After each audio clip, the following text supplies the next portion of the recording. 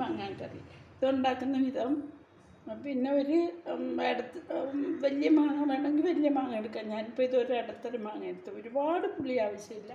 ഒരുവിധം വിളഞ്ഞ മാങ്ങയാണെങ്കിൽ അതാണ് നല്ലത്. ആ മാങ്ങ ചെറുതായിട്ട് അരിയുക.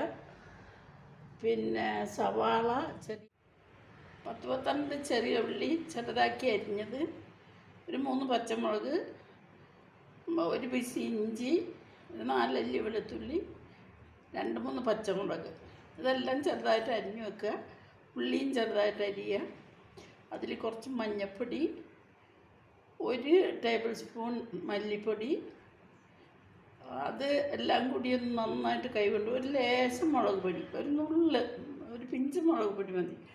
പിന്നെ നമ്മൾ വറവിൽ മുളക് പൊടി ഇടും, അതുകൊണ്ടാണ് അങ്ങനെ ചെയ്യുന്നത്. എന്നിട്ട് ഇതെല്ലാം കൂടി വെളിച്ചെണ്ണ ഒഴിച്ച് കൈകൊണ്ട് നന്നായിട്ട് ഞെരടി കുറച്ച് നേരം വയ്ക്കുക. അതിന് ശേഷം അത് വെക്കുന്ന ഏത് ചട്ടിയിലാണെന്നോ അതിലേക്ക് അത് കുടഞ്ഞിടുക. അതിലേക്ക് ഒരു തേങ്ങ ഞാൻ എടുത്തിട്ടുണ്ട് ഇതിന്.